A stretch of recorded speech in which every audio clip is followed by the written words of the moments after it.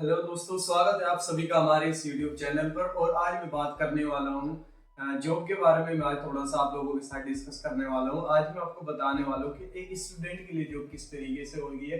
आज एक स्टूडेंट के लिए जॉब इस तरीके से हो गई कि जैसे कि एक समुद्र के अंदर सिक्का डालकर उसको खोजने के बराबर हो चुके हैं। क्योंकि इसका सबसे बड़ा रीजन क्या है, आप लोगों को जॉब क्यों नहीं मिल रही है, क्या ऐसे रीजन है कि आप लोगों को जॉब नहीं मिल पा रही है। इसका रीजन आप है, पॉपुलेशन है, क्या वही सारी चीजें मैं आज आपके साथ डिस्कस करने वाला हूँ।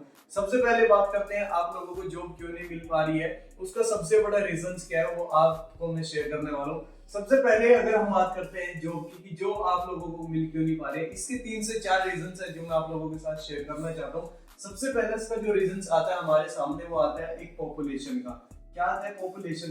क्योंकि आपको पता है डे बाय डे जो इंडिया की पॉपुलेशन है वो क्या होती जा रही है, इंक्रीज होते जा रही है। यानी कि डे बाय डे पॉपुलेशन इतनी बढ़ती जा रही है कि जिस हिसाब से पॉपुलेशन बढ़ रही है उसके हिसाब से स्टार्टअप्स नहीं है। क्योंकि पॉसिबिलिटीज ही नहीं है कि गवर्नमेंट या प्राइवेट सेक्टर सभी को इतने, जितना भी अनएम्प्लॉयमेंट है लगभग 80 से 85 करोड़ के नियर अबाउट अनएम्प्लॉयमेंट यूथ है इंडिया के अंदर। ये सब पॉसिबिलिटी हो ही नहीं सकती कि गवर्नमेंट या फिर कोई भी प्राइवेटाइजेशन सेक्टर ऐसा हो कि सभी को जॉब प्रोवाइड कर दे। सेकंड चीज जो आती है इसके साथ, वो एक आती है कंपटीशन। क्या आती है? कंपटीशन। आपने अक्सर देखा होगा कि जब आप लोग स्टडी करते हो, स्टडी करने के साथ साथ वो सारे आपके क्लासमेट्स होते हैं जो आप लोगों के साथ ग्रेजुएशन कंप्लीट करते हैं, पोस्ट ग्रेजुएशन कंप्लीट करती है। नियर अबाउट इंडिया के अंदर per year 30 lakh per year 30 lakh student per year क्या करते हैं, ग्रेजुएशन कंप्लीट करके निकलते हैं। क्या आपको लगता है ऑल ओवर इंडिया के अंदर इतनी वैकेंसीज हैं? किसी भी प्राइवेट सेक्टर के अंदर आप जा सकते हो या फिर कभी भी किसी भी गवर्नमेंट सेक्टर के अंदर अगर आप जाओगे तो वहां पर इतनी जॉब्स नहीं मिलेगी। क्या हो रहा है कि स्टूडेंट्स तो बढ़ते जा रहे हैं डे बाय डे, लेकिन जो उनके लिए काम है, जो रोजगार है, वो डे बाय डे कम होते जा रहे हैं। क्योंकि आपको ये चीजें पता ही है कि टेक्निकल चीजें बढ़ती जा रही है, डे बाय डे टेक्निकल चीजें बढ़ती जा रही है। और एआई आ चुका है, आर्टिफिशियल इंटेलिजेंस का भी बढ़ चुके हैं, आपने देखा ही होगा। ठीक है, तो थर्ड चीज जो इसके लिए आती है वो आती है करप्शन। करप्शन भी एक बहुत बड़ा रीजन हो चुका है एक स्टूडेंट के लिए। लगभग आपने एक चीज देखी होगी, नोटिस भी की होगी कि कई बार लोग क्या करते हैं कि किसी से पैसा भी ले लेते हैं, किस चीज के बहाने कि हम आपके बेटे की जॉब लगवा देंगे।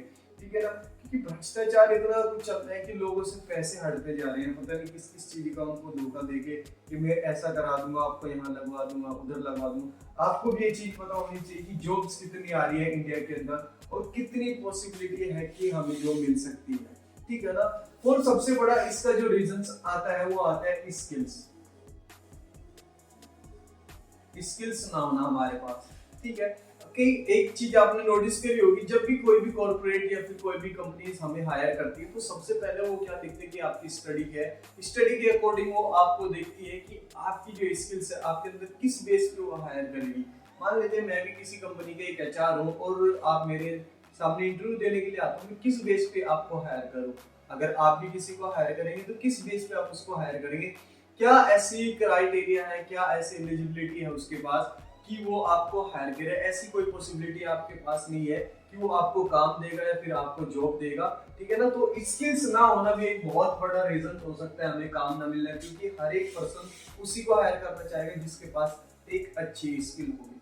ठीक है, तो बात करते हैं हम सेकंड चीज की। वो क्या है कि कुछ लोग ऐसे हैं जिनको जॉब चाहिए होती है, क्योंकि उनके ऊपर जो बचपन से लेके और बड़े होने तक एक वो चढ़ा दिए गए कि भाई आप जॉब करोगे तो ये आपकी रोजी रोटी चलने वाली है। अगर आप किसी की कंपनी का शटर खुलेगा या फिर किसी भी कंपनी ओपन होगी तो ही कहीं ना कहीं जाकर के आप लोगों को काम और रोजगार मिलने वाला है, आपको खाने का मिलने वाला है। मान लेते हैं आपने कोई भी जॉब करनी है और जॉब करने के साथ साथ आप किन चीजों की रिक्वायरमेंट होती है। सबसे पहले जब भी आप कहीं भी जॉब करने के लिए जाते हो तो जॉब करते वक्त सबसे पहले आपसे जो पूछा जाता है वो आपसे पूछा जाता है एक स्टडी।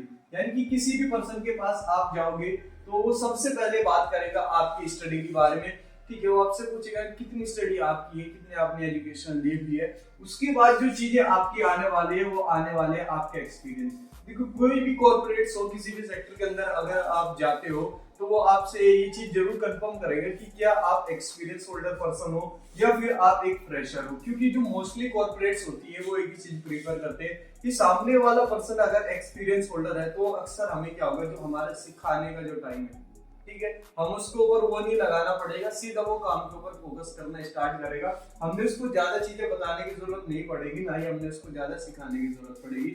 उसके बाद क्या आता है हमारा रेफरेंस। ठीक है, कभी भी आप किसी भी कॉर्पोरेट्स के अंदर जाते हो, मान लेते हैं आप गवर्नमेंट जॉब के अंदर जाते हो, गवर्नमेंट जॉब के अंदर क्या हो चुका है, पहली बात तो है नहीं है, लेकिन अगर कुछ गिनी चुनी जॉब बची भी हुई है तो सबसे बड़ा रीजन क्या होता है, उनके अंदर एक रेफरेंस चलता है।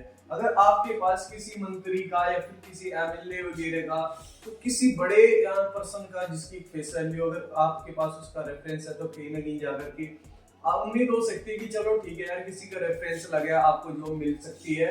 अदरवाइज आप प्राइवेट गवर्नमेंट जॉब की तो आप भूल ही जाना कि आपको गवर्नमेंट जॉब मिलेगी। चलो ठीक है, कहीं ना कहीं आपने रेफरेंस का भी कर लिया। उसके बाद सबसे बड़ा रीजन आता है मनी का। ठीक है, अगर आज आपके पास 10 से 12 लाख या 15 लाख रुपए देने के लिए है किसी को भी, तो आप मान सकते हो कि हाँ, आज के टाइम में आपको गवर्नमेंट जॉब मिल सकती है। क्या आप लोगों के पास 10 से 15 लाख रुपए देने के लिए है किसी भी गवर्नमेंट जॉब के लिए? ठीक है, क्या आप, चलो मान लेते हैं आपने 10 से 15 लाख रुपए किसी को जॉब के लिए दे दी, कितनी परसेंट आप श्योरिटी ये ले लेते हो कि जो आपका पैसा गया है वो सिक्योर है? आपका पैसा अगर आपको 1% जॉब भी नहीं लगती, क्या आपका पैसा रिटर्न आ जाएगा? और क्या वो पर्सन आपकी 100% ये श्योरिटी लेता है कि मैं 100% आपकी जो है वो जॉब में लगवा दूंगा? इसकी बिल्कुल भी श्योरिटी नहीं होती है।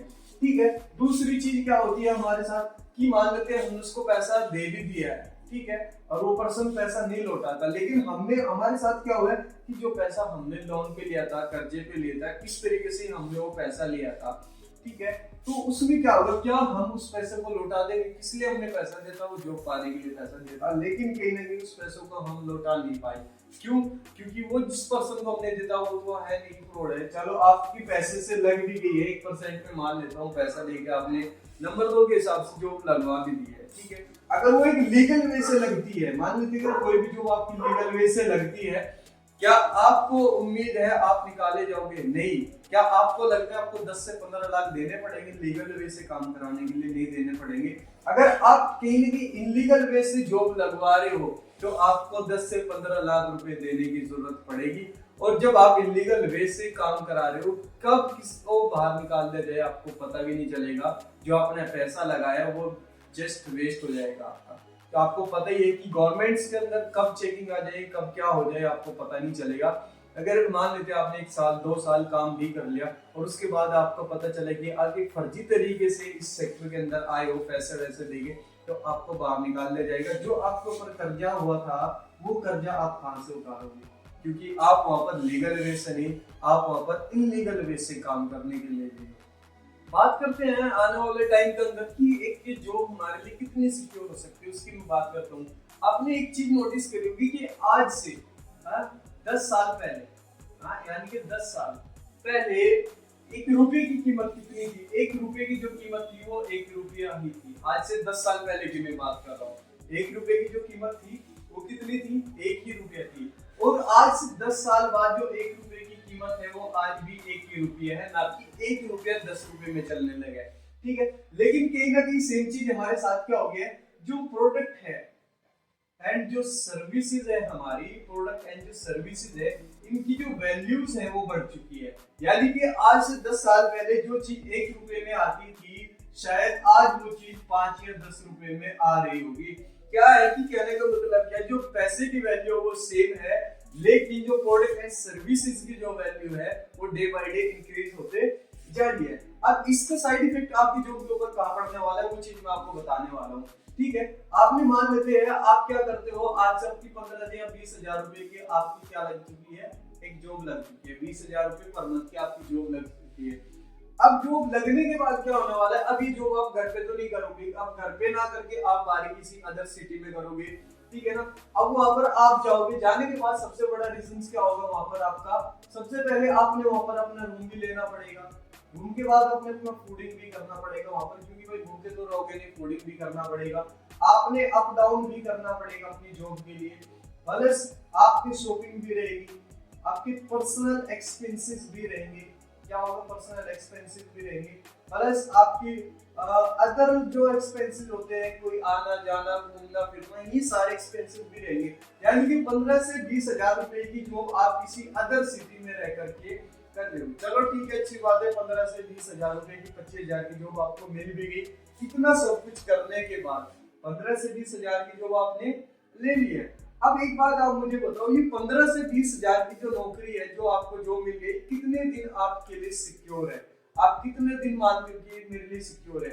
बिल्कुल नहीं सिक्योर है। अब एक मुझे बात बताना कि जिस पर्सन को मैं 20,000 रुपए पर मंथ का मैं दे रहा हूँ, एक पर्सन को मैं 20,000 रुपए पर मंथ का दे रहा हूँ, सेम उसी जगह सेम स्टडी वाला सेम एक्सपीरियंस वाला दूसरा पर्सन आ जाता है, वो मुझे बोलते हैं कि सर आप इसको 20,000 रुपए पर मंथ दे रहे हो, आप मुझे सेम इसकी जगह सेम मेरी भी स्टडी एक्सपीरियंस और मुझे भी अच्छा खासा इस काम के बारे में नॉलेज है, मैं यहाँ पर 18,000 रुपए में क्या कर सकता हूँ, काम कर सकता हूँ।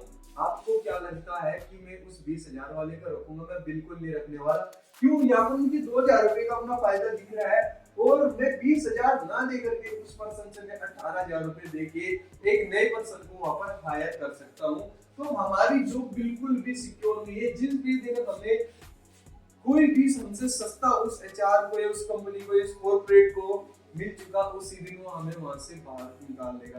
क्योंकि हमेशा कोई भी कॉर्पोरेट या कंपनी एक ही चीज चाहती है कि उसको सस्ते से सस्ता एम्प्लॉय मिले और उसको अच्छे से अच्छा काम करके मिले। ठीक है, तो मेरा असल मकसद ये है कि जॉब बुरी नहीं है, मैं आपको ये नहीं बोलता कि जॉब बुरी है, लेकिन जिस हिसाब से आजकल एक स्टूडेंट की एजुकेशन है, जिस हिसाब से वो पढ़ रहा है, मेहनत कर रहा है, लेकिन उस हिसाब से उसको क्या नहीं मिल पा रहा है। उसका सबसे बड़ा रीजन क्या हो रहा है कि कंपटीशन इतना हो चुका है, इंडिया के अंदर अनएम्प्लॉयमेंट इतना बढ़ चुका है कि उसकी जगह 10 और अदर लोग ऐसे हैं जो वहीं पर सेम जगह सेम तरीके से काम करने के लिए एग्री है। तो मेरा कहने का मतलब आप लोगों से कि यार ये चीजें थोड़ा सा अपना मेंटल लेवल चेंज करो, एंटरप्रेन्योरशिप के अंदर आ जाओ, एक बिजनेसमैन बनो, कुछ अच्छा करो, बहुत सारी स्किल्स है। नेक्स्ट वीडियो के अंदर मैं आपको बताने वाला हूँ कि आप कौन कौन सी स्किल्स अगर आप सीखते हो, स्किल्स सीखने के बाद आप कैसे किस तरीके से पैसा कमा सकते हो, उन स्किल्स के बारे में मैं थोड़ा सा आपको लोगों को ब्रीफ करने वाला हूँ। यार स्किल सीखो, आप जितना मर्जी पैसा कमा सकते हो। किसी के अंडर में काम करने से बेहतर है कि आप लोग अगर खुद का भी कोई काम कर लो तो आप उससे इतना पैसा कमा सकते हो, आप सोच नहीं सकते। तो आज की वीडियो में बाकी मिलते हैं नेक्स्ट वीडियो में। लाइक शेयर एंड सब्सक्राइब कर देना, बाकी बने रहिए हमारे साथ। Thank you so much.